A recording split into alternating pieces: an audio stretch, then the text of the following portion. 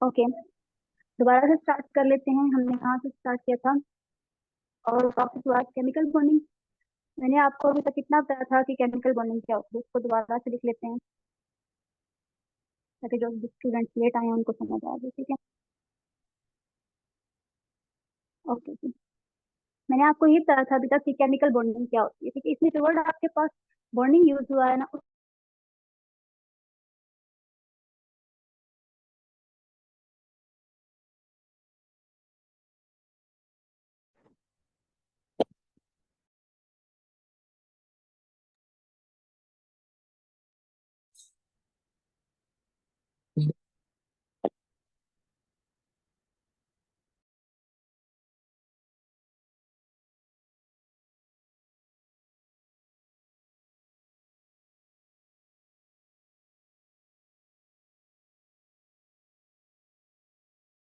Ma'am,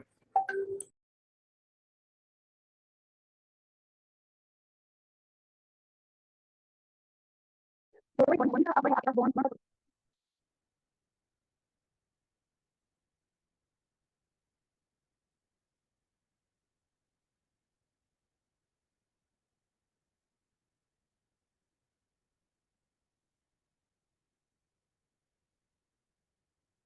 ये तो definition wise की हम लोग क्या डेफिनेशन लिख सकते हैं यहाँ पे?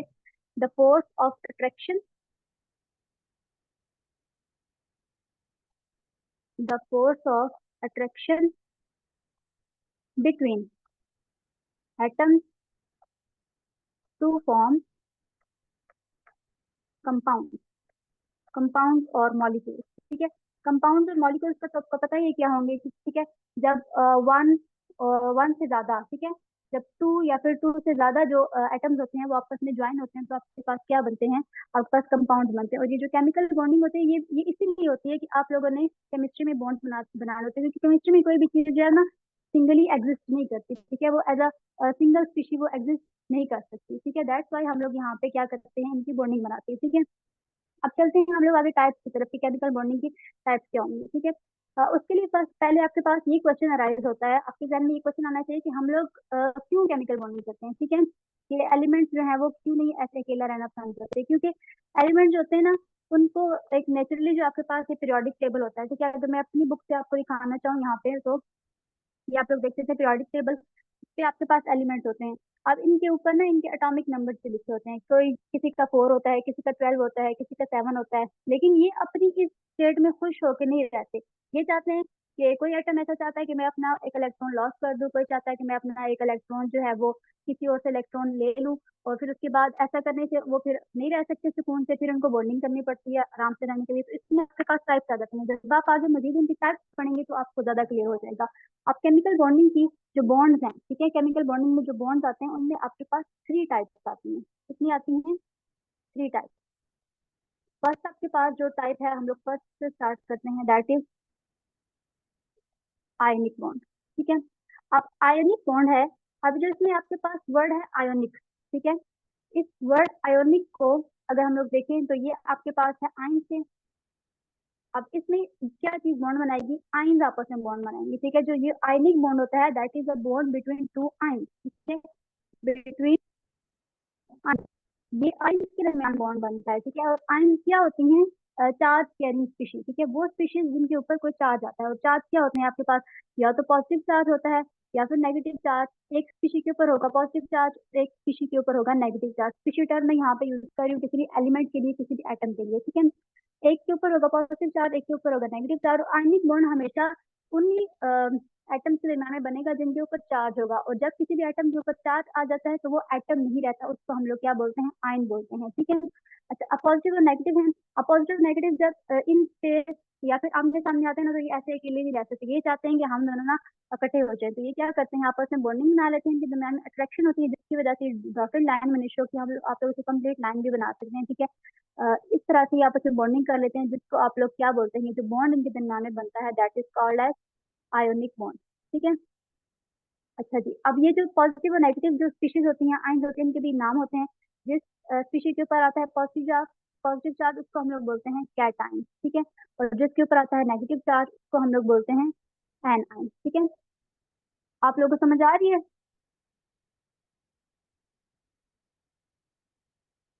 अगर कोई किसी को कुछ समझ नहीं आ रही की प्रॉब्लम है तो you can raise your hand, okay. अच्छा जी। अब हम लोग एक एग्जांपल ले लेते हैं कि आयनिक बॉन्ड की एग्जांपल आप लोग इजीली समझेंगे तो फिर आपको पता चलेगा कि ये क्या होता है। जैसे कि हम लोग कॉमनली जो ज्यादा एग्जांपल दी जाती है वो आपके पास होती है NaCl की, ठीक है। NaCl के मैं भी आपको एग्जांपल देती हूँ, NaCl। अच्छा जी, अब NaCl क्या है, हम घरों में भी यूज करते हैं। नमक का तो सबको पता होगा, ठीक है। इसको हम लोग, इसका कॉमन नेम है वो होता है टेबल सॉल्ट, तो टेबल सॉल्ट भी बोला जाता है, ठीक है जी। टेबल सॉल्ट, आप देखिए अब ये जो NaCl है ना, इसका बॉन्ड आपके पास इस तरह से होता है। इसको मैं खोल के लिखूँ तो Na और ये Cl। Na क्या है आपके पास, जो ये Na है ये क्या है, सोडियम। और ये जो Cl है आपके पास ये क्या है, क्लोराइड, ठीक है जी। अच्छा, सोडियम और क्लोराइड, अब इनके दरमियान में ये जो बॉन्ड मैंने बनाया है ये कौन सा बॉन्ड है, ये आयनिक बॉन्ड है। क्योंकि एग्जांपल ये आयनिक बॉन्ड की देंगे तो इनके दरमियान में जो बॉन्ड बनेगा वो भी आयनिक बॉन्ड होगा। अब ये आयनिक बॉन्ड कैसे बना होगा, मैंने आपको स्टार्ट में बताया है कि जो एटम्स होते हैं वो पहले खुद को चार्ज स्पीशीज में कन्वर्ट करते हैं और उसके बाद वो आपस में बॉन्ड बनाते हैं, ठीक है। अब ये सोडियम जो है वो ऐसे ही आके क्लोरीन के साथ नहीं अटैच हो गया, और ये क्लोरीन ऐसे ही आके इसके साथ अटैच नहीं हो गया, ठीक है। बल्कि एक मिनट, क्या मैसेज आ रहा है ग्रुप में,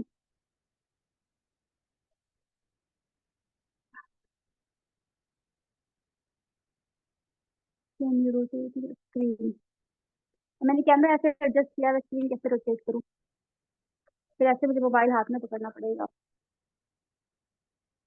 ऐसे आप लोग कीजिए हैं तो ऐसे हाथ में पकड़ के मोबाइल कर लेते हैं आप। अच्छा जी, इस तरह से ठीक है कि दोबारा से स्क्रीन को रोटेट करूँ।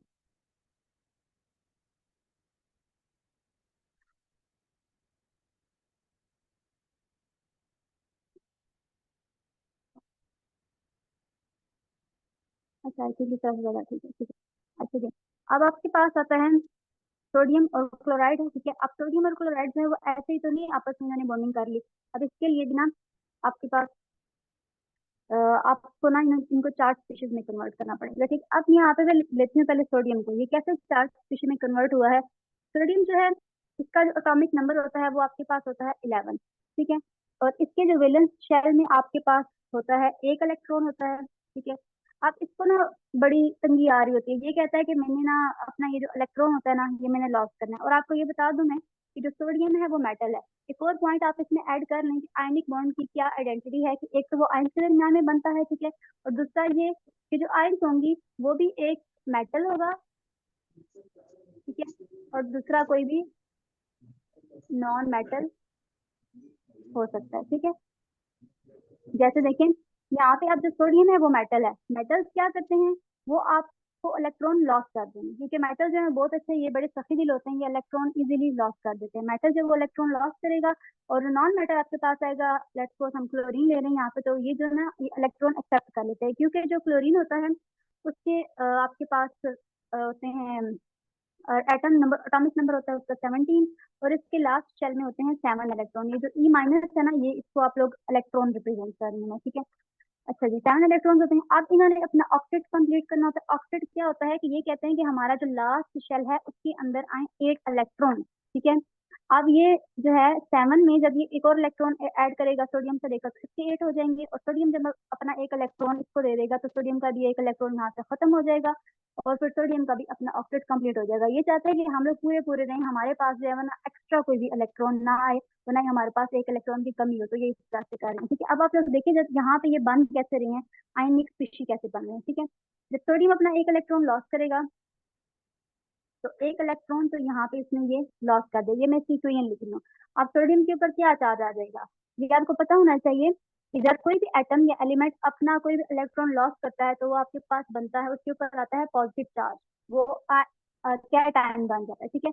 और जब अब ये जो इसने इलेक्ट्रॉन लॉस किया था, अब वो वाला इलेक्ट्रॉन कौन ले लेगा, ये क्लोरीन ले लेगा, क्योंकि मैंने आपको बताया क्लोरीन के पास 7 इलेक्ट्रॉन्स होते हैं, इसे ऑक्टेट कंप्लीट करना होता है। तो जो वर्ड आपके पास यहाँ पे ना ऑक्टेट, ऑक्टेट का मतलब होता है इसने अपने 8 इलेक्ट्रॉन पूरे करना है। पहले इसके पास 7 इलेक्ट्रॉन है अपने वैलेंस शेल में, अब ये एक और इलेक्ट्रॉन जो सोडियम ने लॉस किया था वो ये गेन करेगा, तो इसके पास यहाँ पे आ जाएंगे, यहाँ पे ये स्पीशी बन जाएगा। कैसे, अब इसके ऊपर पॉजिटिव चार्ज आया था तो ऑटोमेटिकली इसके ऊपर क्या आ जाएगा, नेगेटिव चार्ज। अच्छा, अब एक और बात आप यहाँ पे नोटिस करें कि ये ऐसे नहीं हो जाता कि सोडियम को किसी और कमरे में हमने रखा हुआ है, वो वहाँ पे इलेक्ट्रॉन लॉस कर रहा है, क्लोरीन किसी और कमरे में, फिर ये उड़ के जाएंगे और आपस में बॉन्डिंग कर लेंगे, नहीं, ऐसा नहीं होगा। जब हम लोग इनके दरमियान में रिएक्शन करवाना चाहेंगे तभी रिएक्शन होंगे। हम सोडियम और क्लोरीन को एक ही प्लेस पे इन द सेम फेज लेकर आएंगे, इनको रिएक्ट करवाने की कोशिश करेंगे हम, तो तब ये आपस में रिएक्ट करेंगे और इलेक्ट्रॉन लॉस करेंगे। सोडियम को ऐसी जगह मिलेगी कि अच्छा यहाँ पे मैं इलेक्ट्रॉन जो है वो लॉस कर सकता हूँ, ये लॉस कर देगा इलेक्ट्रॉन। क्लोरीन को इलेक्ट्रॉन मिल रहा है तो ये गेन करेगा। ऐसे नहीं कि कोई भी इलेक्ट्रॉन मुंह उठा के किसी की तरफ भी चल पड़ा, ऐसे नहीं होता, ठीक है। तो ये आपके पास एग्जांपल थी आयनिक बॉन्ड की। आयनिक बॉन्ड में आप लोगों ने 2 की पॉइंट्स अपने माइंड में रखने हैं। एक तो ये कि ये जो है वो आयन के दरमियान में, as a name represent it, it occurs between the ion, ठीक है, ये आयन के दरमियान में होता है, ठीक है।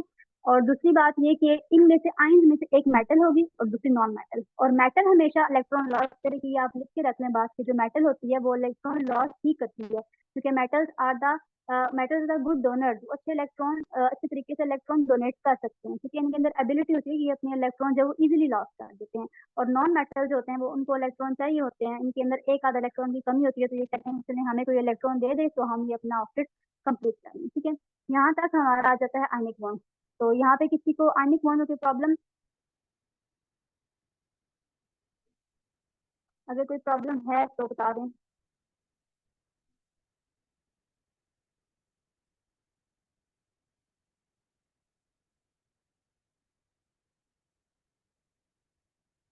अच्छा जी, आई थिंक किसी की कोई प्रॉब्लम नहीं है, तो let's move towards covalent bond.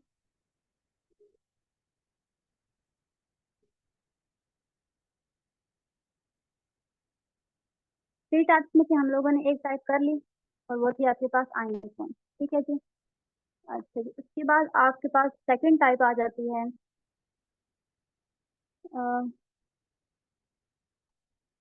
ये आपने क्या लिखा है मुझे नहीं समझ आ रही।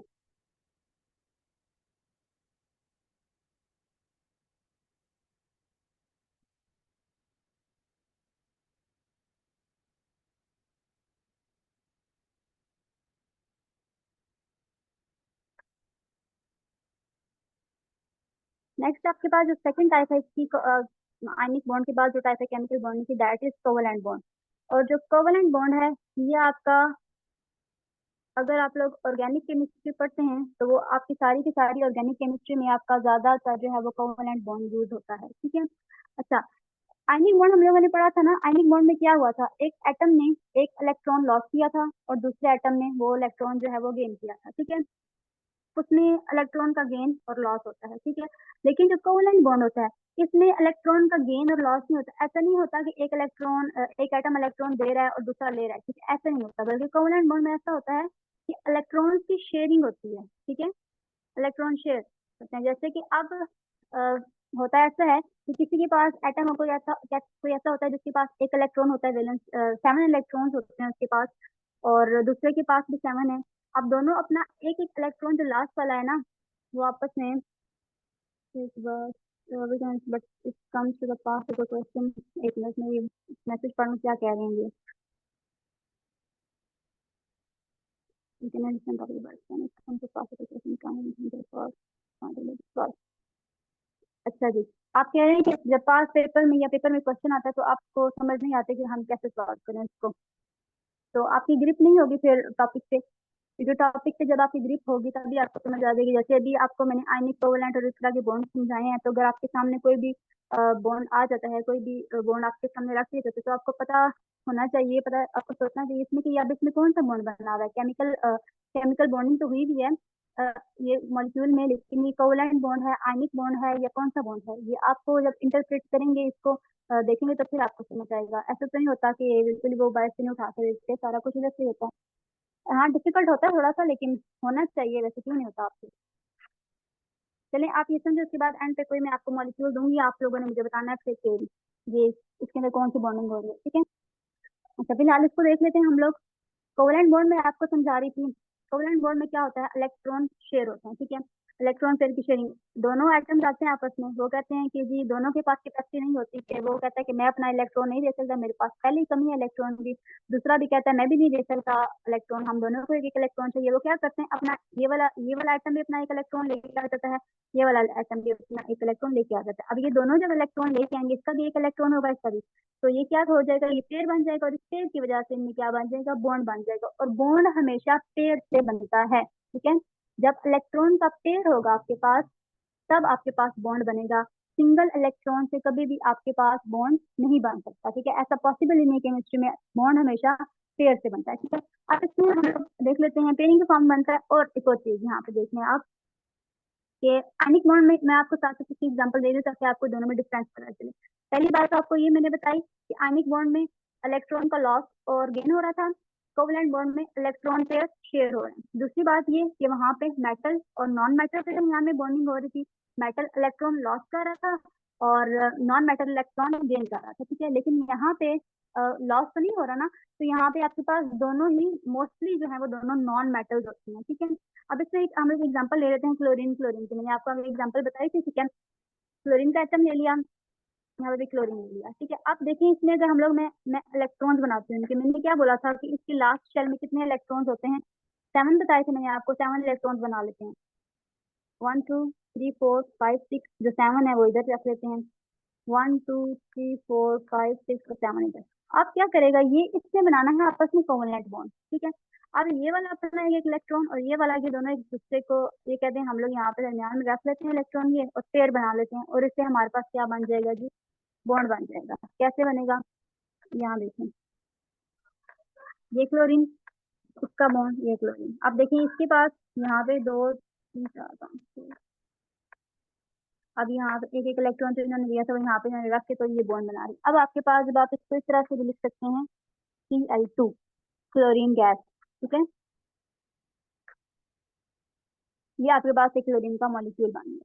ठीक है जी, अब देखिए इसमें आयन कोई नहीं बनी, लेकिन यहाँ पे शेयरिंग हो रही है ना इलेक्ट्रॉन की, दैट्स वाई जो ये आपके पास है कोवलेंट बॉन्ड है। ठीक है, और आपके पास ऑर्गेनिक केमिस्ट्री में चले जाएं, CH4 है जैसे, ठीक है जी, कार्बन। अब यहाँ पे देख लें, कार्बन को 4 इलेक्ट्रॉन चाहिए होते हैं।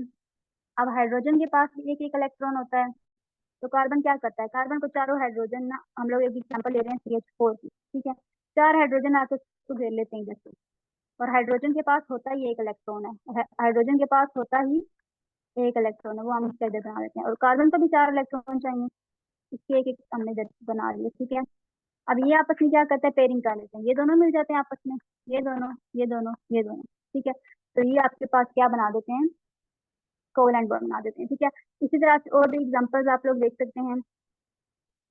जैसे कि यहाँ पे आपके पास आ जाता है,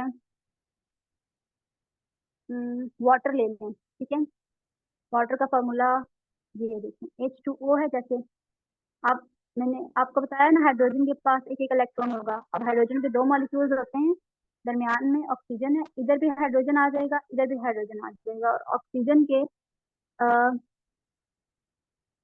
ऑक्सीजन के पास जो है वो इसकी वैलेंस शेल में, इसका एटॉमिक नंबर 8 होता है, और इसकी वैलेंस शेल में आपके पास 6 इलेक्ट्रॉन्स होते हैं। और ऑक्सीजन को जो है वो, ऑक्सीजन अपने ना इनके साथ भी वो कर लेता है, शेयरिंग कर लेते हैं इलेक्ट्रॉन्स की। ठीक है, ये भी दे लेते हैं, और इस तरह से भी, और वो अलग इसके पास ना ये लोन पेयर भी होते हैं ऑक्सीजन के पास। तो ठीक है, तो ये ऑक्सीजन थोड़ा सा लोन पेयर होते हैं, तो इसमें थोड़ा सा एक्सेप्शनल केस आपके पास तीन दफा आ भी जाता है। ठीक है, तो यहाँ पे कोवलेंट बॉन्डिंग की, कोवलेंट बॉन्डिंग में आप लोगों ने ये देखा कि इलेक्ट्रॉन पेयर शेयर हो रहा है। ठीक है, अब एक और बात इसे मैं आपको बता दूं कि, अच्छा अब हम लोग ये देखते हैं, देखना है आपने कि अगर दोनों ही एटम जो है ना एक जैसे हैं, तो फिर उसमें इलेक्ट्रॉन का पेयर शेयर हो रहा है ना, वो दोनों की तरफ इक्वली होगा। जैसे आप देखें, इधर भी क्लोरीन है और इधर भी क्लोरीन है, दोनों सेम है, तो जो इलेक्ट्रॉन का पेयर है ना, ये एक मरतबा इसके अराउंड रिवॉल्व करेगा और एक मरतबा इसके अराउंड जो है वो रिवॉल्व करेगा। ठीक है, लेकिन अगर डिफरेंट है, ठीक है, जैसे कि आपके पास कोई एग्जाम्पल आ जाती है, मैं ये देखती हूँ, इसकी बात लिखती हूँ,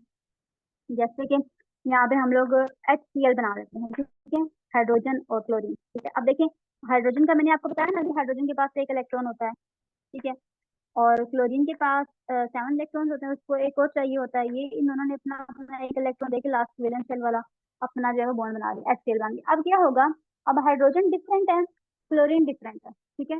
दोनों जो है वो डिफरेंट डिफरेंट है। तो अब इनके अंदर बॉन्डिंग कैसे होती है कि बॉन्डिंग तो हो गया, लेकिन अब इनके अंदर जो इलेक्ट्रॉन पेयर है वो कैसे रिवॉल्व करेगा, ठीक है। अब ये देखें, हाइड्रोजन जो है वो इलेक्ट्रोनेगेटिविटी डिफरेंस इसमें आ जाता है। क्लोरीन की इलेक्ट्रोनेगेटिविटी बहुत ज्यादा होती है। ये जो मैं टर्म यूज कर रही हूँ ना, इलेक्ट्रोनेगेटिविटी,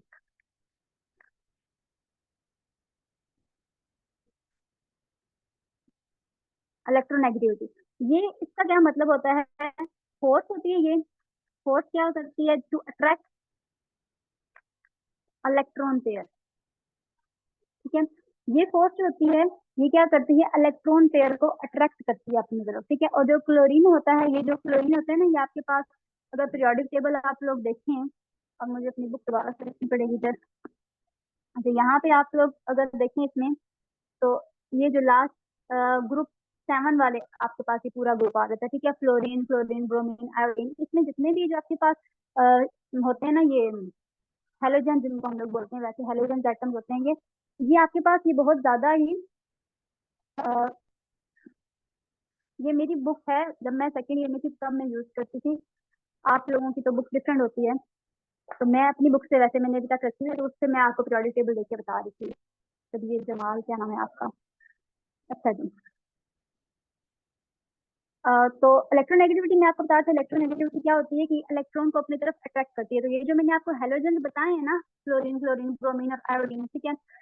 ये जो होते हैं इनकी इलेक्ट्रोनेगेटिविटी बहुत ज्यादा होती है, ठीक है। और जब जिस चीज की इलेक्ट्रोनेगेटिविटी ज्यादा होती है, तो इलेक्ट्रोनेगेटिविटी का मतलब ये है कि वो इलेक्ट्रॉन पेयर अपने पास अपनी तरफ अट्रैक्ट करे, अपनी तरफ खींचे, तो वो इलेक्ट्रॉन को ज्यादा अपनी तरफ खींचती है, ठीक है। इसी तरह अब यहाँ पे जो इलेक्ट्रॉन पेयर है ना, वो अब क्लोरीन ज्यादा अपनी तरफ खींचेगा, क्योंकि हाइड्रोजन की इलेक्ट्रोनेगेटिविटी क्लोरीन के मुकाबले में बहुत ज्यादा कम है, ठीक है। ये दोनों अच्छे कंपिटिटर उस तरह से साबित नहीं होती, क्योंकि क्लोरीन की इलेक्ट्रोनेगेटिविटी बहुत ज्यादा होती है, ठीक है। तो इनमें आपके पास जो है ना, अ, ये ज्यादा इसको अपनी तरफ खींचती है, ठीक है। आप लोग इसकी डिटेल पढ़ेंगे तो वहाँ पे ज्यादा जो डिटेल में लिखा होगा, ये आपको वहाँ से ज्यादा अच्छे से क्लैरिफाई हो जाएगा। बस ये बात अपने ध्यान में रखें कि ड्यू टू इलेक्ट्रोनेगेटिविटी डिफरेंस, जो इलेक्ट्रॉन पेयर जो होता है, जो शेयर हो रहा होता है दोनों के दरमियान में, वो किसी एक तरफ की तरफ जो है वो ज्यादा अट्रैक्ट होता है, ठीक है। यहाँ तक कोवलेंट बॉन्ड का हो गया। कोवलेंट बॉन्ड में आपने क्या पढ़ा कि इलेक्ट्रॉन की जो है वो इलेक्ट्रॉन पेयर शेयर होता है, ठीक है। शेयर करते हैं दोनों एटम्स आपस में मिलके। और उसके बाद क्या होता है कि अगर दोनों एटम जो है वो सेम हो, तो उसमें कोई इलेक्ट्रोनेगेटिव डिफरेंस नहीं होता। जो इलेक्ट्रॉन पेयर होता है वो इजीली जो है वो रोटेट करता है, रिवॉल्व करता है। लेकिन अगर इलेक्ट्रोनेगेटिविटी डिफरेंस आ जाता है, तो फिर क्या होता है वहां पे एक जिसके पास इलेक्ट्रोनेगेटिविटी ज्यादा होगी, जिसकी उसकी तरफ जो है वो इलेक्ट्रॉन पेयर ज्यादा है। अब नेक्स्ट पॉइंट की तरफ हम लोग मूव करते हैं। इसकी मैंने आपको 3 टाइप्स बताई थी, जिनमें से हम लोगों ने 2 टाइप जो है वो कवर कर ली। एक हम लोगों ने कौन सी टाइप अभी तक कवर की है? आयनिक बॉन्ड वाली। तो दूसरी टाइप हम लोगों ने कौन सी कवर की है अभी? कोवलेंट बॉन्ड वाली, ठीक है। अब थर्ड हम लोग, ये आपके पास 2 टाइप हो गई हैं। अब हम लोग थर्ड टाइप की तरफ चलते हैं, दैट इज मेटालिक बॉन्ड। अच्छा जी, मेटालिक बॉन्ड। आयनिक बॉन्ड को अगर हम लोग देखें, एक मिनट।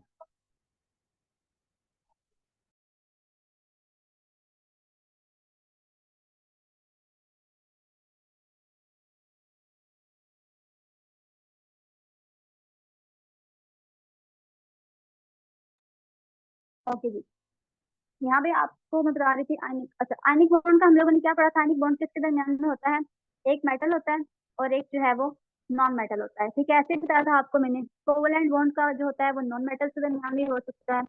और मेटालिक बॉन्ड होता है, मेटालिक बॉन्ड में आप इसका नेम देखें। नेम क्या है इसका? Metallic bond. मेटालिक जो वर्ड है, इससे आपके ध्यान में मेटल तो आ रहा होगा, सामने लिखा हुआ भी है मेटल। ये होता है किसके दरमियान में? मेटल टू मेटल बॉन्ड, ठीक है। मेटल टू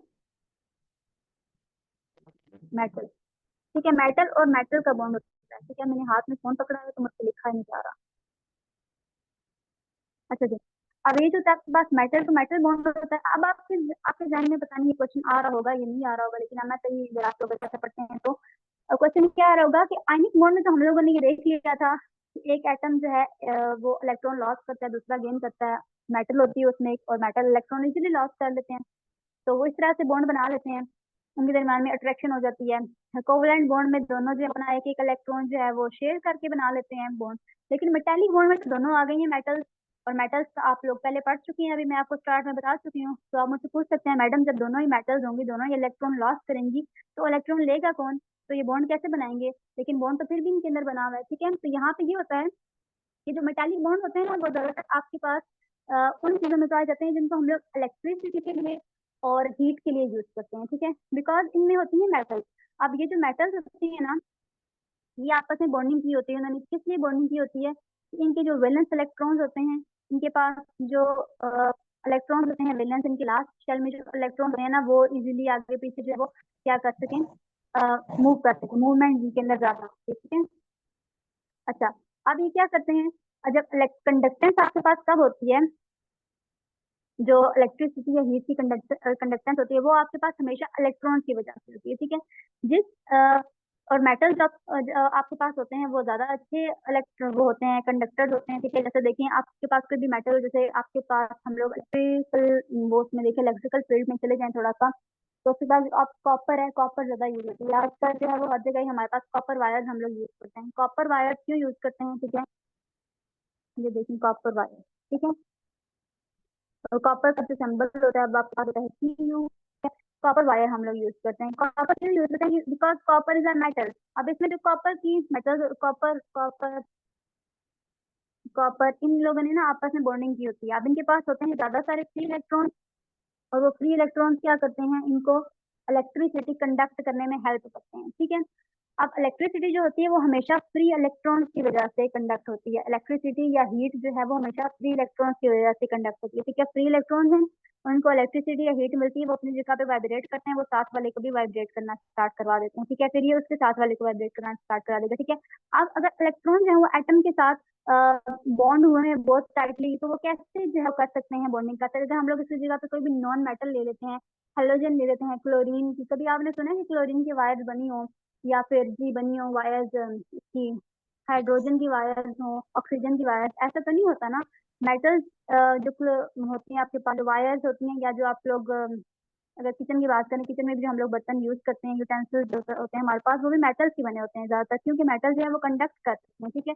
इसमें आप लोगों के पास आ जाती है वुड।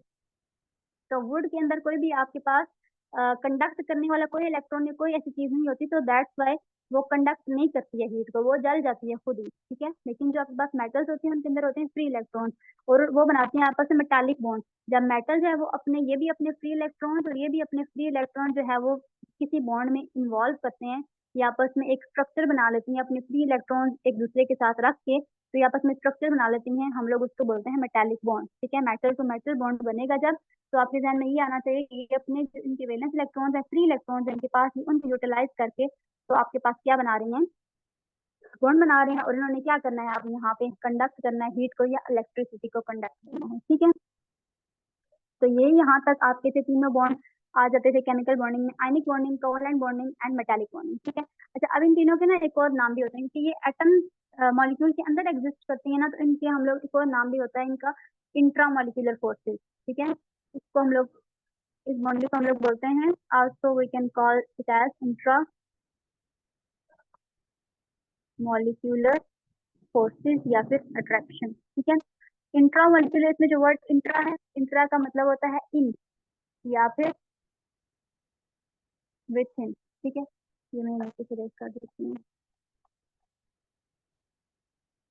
अच्छा जी, इन या फिर विथ इन, क्यों इन या विथ इन है, क्योंकि विथ इन मॉलिक्यूल है, इन या विथ इन, और आगे क्या है, मॉलिक्यूलर है कि मॉलिक्यूल के अंदर होंगे। जैसे मैंने आपको बताया ना अभी कि जैसे HCl है, अब ये एक मॉलिक्यूल है आपके पास। अब ये बॉन्डिंग जो हुई है, केमिकल बॉन्डिंग, अगर हम लोग जा रहे हैं ऊपर दोबारा से इसकी तरफ, केमिकल बॉन्डिंग जो हुई है अब HCl के अंदर हुई है, ठीक है, हाइड्रोजन और क्लोरीन के दरमियान में हुई है, तो मॉलिक्यूल बना है। ये पूरे मॉलिक्यूल के अंदर बॉन्डिंग हुई है, ठीक है।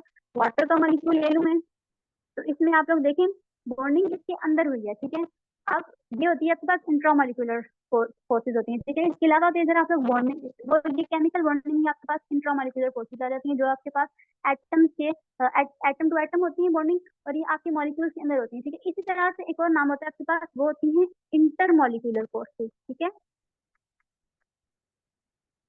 इंटरमोलिकुलर। और इंटरमोलिकुलर फोर्सेज कौन सी होती हैं, कि जब आपके पास एक मॉलिक्यूल बन गया, एक और मॉलिक्यूल आ गया उधर से। अब इन दोनों मॉलिक्यूल्स ने अगर आपस में बॉन्डिंग बनाई है ना, तो उसको आप लोग बोलेंगे इंटरमॉलिक्यूलर। इंटर का वर्ड जो होता है यहाँ पे, इंटर का मतलब होता है बिटवीन।